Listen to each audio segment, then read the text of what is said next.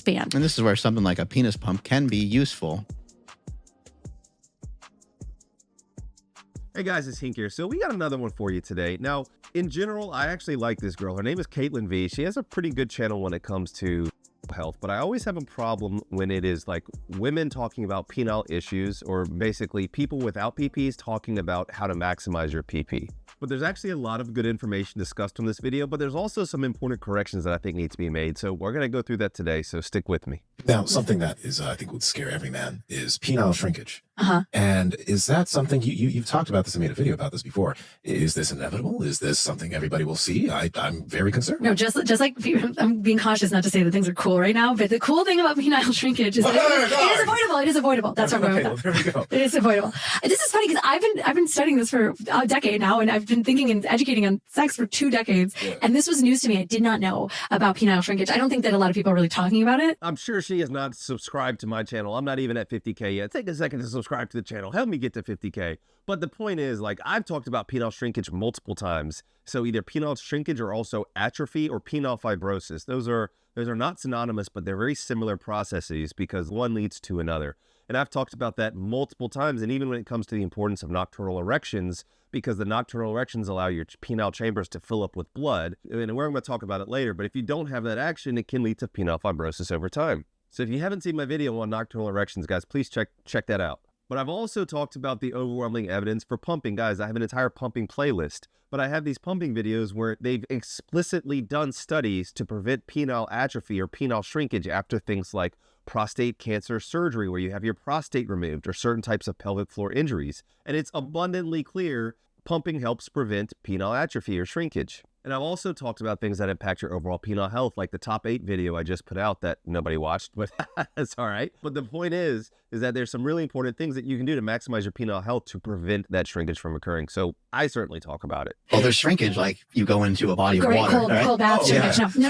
And that's like this. Yeah, that just happens from like temporary, but there's like more permanent. Over the course of your lifetime, a lot of men experience, which is interesting because they also experience, most men who are growers as opposed to showers, develop more showerness, like their flaccid state is a little bit larger over time, but then the shrinkage is really on the erection side. So you might look bigger when you're not erect, but smaller when you are erect. I've actually wasted my time getting into debates on people on Reddit that think they're smarter than they are about actual, this fact that, guys, your flaccid size tends to increase over time. Because, guys, if you haven't seen my video on elastin, you really should check it out. But basically, over time, that elastin is going to stretch out. Your flaccid size is going to stretch closer and closer to your erect size. Overall, your erect penis size does decrease with age if you're not careful and if you don't take care of yourself, but your flaccid size does increase. Personally, I think that this is where a lot of, or I guess some of men's insecurity at some point. Most, I don't know if it's most men, but there's certainly a good portion of men that are going to see their father's penis, usually flaccid, I sure hope, at some point in their life. And they see them, especially as a kid, and you're like, wow, that thing is gigantic, my thing is tiny, and that kind of sticks with you. But guys, that's part of it, is like, even the guys in the locker room, these old men that are like using hair dryers on their balls, those are the same type of men where you're like, some of them you might not be impressed with, but some of you are like, dang, this got a dude's got like a nice flaccid hang. Can't believe I'm discussing this next. Bro, I used to tell a joke about, because my dad is this huge, and I was like waiting to grow into it. Yeah, dude, we got our moms, bro. It's up. It's up. But when I saw my dad, Fred don't know nothing. my dude. dad's a 6'4" black dude, and when I saw this baby leg fall out one time, I was like, yeah, you're waiting for it. what the hell? I thought it was gonna, and I'm 21, 22, and I'm like, I'm never gonna, when is this gonna grow? I used to hold my breath, try to push it out. I'd be like, I go, damn near shitting myself trying to get 2 centimeters. The thing is that this is preventable, and all you have to do is get erections. Oh, okay. It is like the most, if you don't use it, you lose it. Just like any other part of the body that's made out of, something that gets engorged with blood. If you're not regularly sort of stretching it out and filling it with blood, it's going to lose some of its capacity to expand. I've said this before so many times. I've made videos on like FAP or no FAP. I haven't made a video on semen retention yet. If you want me to make a video on that, let me know in the comments right now. But the point is that I don't care whether you're team semen retention, whether you're team nofap, whatever it is, as long as you're getting erections. Because if you are truly not getting erections at all because you're not having any kind of stimulation whatsoever and you're not having nocturnal erections, you absolutely can lose size even in younger years and younger ages. That is my only problem with some of those movements, if you will. But once again, especially as an older man, especially somebody my age or older, there is actually evidence suggesting that if you actually retain your semen, you actually put yourself at higher risk of prostate cancer. If you haven't seen my video on that, you should check it out too. This is one of those areas where this is vastly oversimplified. It's not just about the chamber being engorged with blood. It's about the fact that with healthy blood brings tissue oxygenation. I use this paper relatively frequently, which actually talks about the importance of like nocturnal erections because they bring that oxygenation. But guys, listen to what happens like when you don't get this. The main function of nocturnal erections is to provide adequate engorgement of the corpus cavernosa, which then leads to increased tissue oxygenation. This in turn can prevent penile cavernous fibrosis, the histopathologic basis for corporal veno-occlusive disease. That's just what she's saying. Next. This is where something like a penis pump can be useful. Penis pumps are and I good, think yeah. sometimes, people have listened to the show or people that are seeking these things out, they're thinking like, this is going to be awesome because it's going to make my dick gigantic. But in my opinion, that's not really what they're for. They're more for just like maintenance. Right. This is a very good point. Now, you have to understand that this Caitlin V chick, she actually lost a lot of respect for me because she was selling a water-based pump with the initials BM. And anybody who hawks those on the internet is basically doesn't know what they're talking about, like Alpha M, if you haven't seen my videos on him. But the point is that these things can be very helpful, especially when you're an aging man like myself, okay? I actually got out of trouble. My chick found my pump and I was like, look, here's the evidence showing that this can actually help maintain and penile health and erection quality long term. And that's how we got away from it rather than enlargement. But the point is, guys, is that they can be used in very, very different ways. It depends on what pressure you're using and your set time, okay? That's why it's important in my video, like pumping pressures, or in my video, like how long should you pump for? It is very, very important because they can do very different things, whether you're just trying to get good erection quality or actually you're trying to increase size. So please check out those videos if you haven't already. But guys, I've made an entire video about pumping. I made like pumping part 1 and pumping part 2, where I actually break down all of the science on why pumping is helpful and basically the pressures and the set time that I recommend in those videos. Obviously, you have the whole pumping playlist. But guys, here's a rapid fire of some of the studies that Callie's going to put on the screen that talk about the improvements in erection quality that have been proven through science to actually work. Right, you can both. And if you have trouble because other stuff is going on, you're dealing with a lot of resentment or whatever, and you're not finding it very easy to get hard, a penis pump can be a great way to sort of will your body to create an erection, to move blood in this area, even if you don't maybe mentally feel like it. And then that can be a bridge to you eventually mentally and emotionally feeling like it. This is like a pretty good point. I do have some guys that are dealing with hard flaccid, okay? And part of the coaching is like, you could consider pumping at very low pressures because these guys haven't had erections in like 6 months, okay? Or 3 months in certain cases. But sometimes using a low pressure to actually get your penis to engorge with blood can actually force healthy blood into that tissue and can help to maintain that tissue. It can be a very useful tool. But guys, there's also evidence that especially when you combine this with things like citrulline, things that help with blood flow, that you can actually improve erection quality over time, especially through combining the two. I have a pro tip for pump users. This is not, I don't see anyone talking about this inside or outside of the pump industry.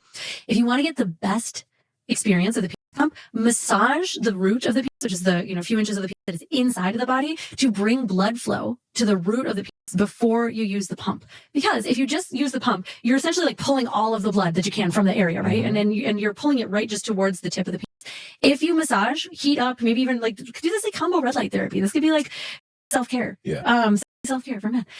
If you massage and bring more blood to the area before you pump, you have more blood accessible and you'll get a better pump because you'll have the not just pulling towards the tip, but you'll pull throughout the entire shaft. So she's talking about the root of the penis, okay? Which I don't know if she's talking about like the true anatomic root of the penis, which is actually like deeper in and heading like towards your actual prostate, or whether she's talking about just like the corpus spongiosum. Maybe I'm just not smart enough. But guys, how are you going to massage your internal?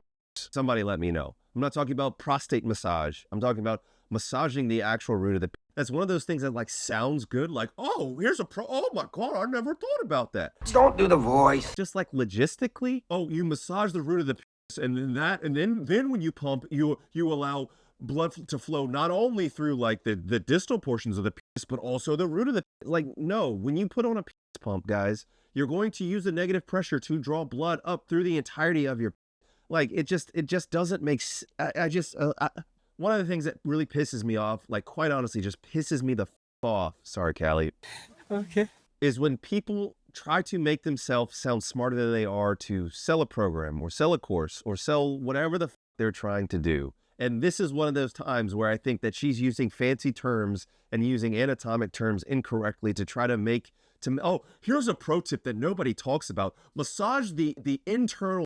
It's like, oh yeah, just go up under that fucking, pubic symphysis, but it just anatomically doesn't make sense to me. And I'm sorry for kind of spazzing on this one, but ultimately what she's saying is, I've said that before, like once you are past the beginner phase, like you want to make sure that you have at the very least a chub when you go to pump, because you have much more blood accessible in your penis, guys. Oh, why do I need to pump with blood in my penis? If you go in flaccid into the pump and you're pumping for 5 minutes, the first 90 seconds of that pump is just going to be engorging your D with blood.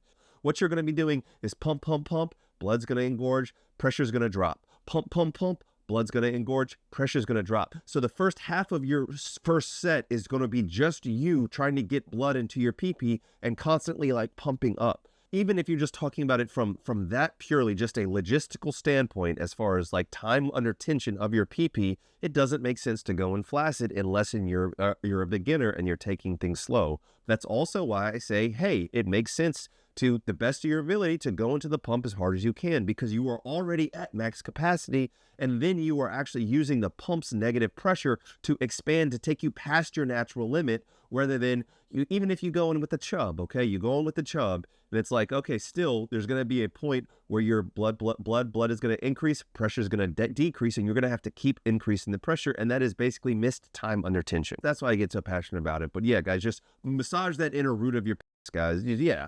Another thing about this video is that if you look at the thumbnail, Callie's going to put it on the screen. It says like, how to gain 2+ inches pumping. At any point, guys, that's basically the end of this clip. At no point in the video do they actually talk about how you can add size. This whole video is basically about how pumps can help with erection quality and help prevent penile shrinkage. And so I just like, now I'm not going to act like I haven't done anything that's kind of like clickbaity title. Like I had one clickbait video that people got upset with because it was like one of the like young skinny adult stars surrounded by a bunch of like black guys, and it was like, are you her biggest? I think is that video. And, oh, Hink, you shouldn't use screenshots like this. I mean, like, guys, I'm trying to grow my channel, okay? But the point is that at no point in this was any of the thumbnail actually discussed. So, but guys, that's going to do it for this video. Let me know what you think. Once again, I actually really like Caitlin V. I would love to be a guest on her channel or have her on my channel. So I'm not just trying to like hate on her. But most of this information was good information. But there are definitely some things that she could significantly improve upon to make this video better. And same with like the Mark Bell Power Project. Okay. Now, guys, if you need to reach me for consultation or coaching, I do it through patreon.com/DocHink. Please stop messaging me saying, how can I get you for coaching? Patreon.com/DocHink. It has the different tiers where you can even like video chat with me if necessary, all the way to just like sending me a couple messages. Of course, guys, I have a course. It's proven on the Hink trial that it works. Guys, if you haven't seen my video on the Hink trial, like, what are you doing? Go check it out. But guys, my course, on average, in 6 months, guys put on over a 1/2 inch in length and almost a 1/4 inch in girth with photos that you can look at yourself. The link will be in the description, guys. But my course works, so if you're interested, you can check it out or subscribe to my videos here, and you'll be able to see all that information. Until the next one, guys, remember, be the best version of yourself. There's nothing wrong with self-improvement, but you are enough just as you are. All right, guys, peace and love. Dr. Hink got the plug on the health, yeah. Got you thinking about your wealth, yeah. In his office, no stealth, yeah. Pinnacle of that below the belt, yeah. Checks and balance, he's managing. Working miracles, no damage. Got you covered, no panicking. Steady calm. In the clinic, no vanishing. Yeah, with Doc Hink, it's the way back.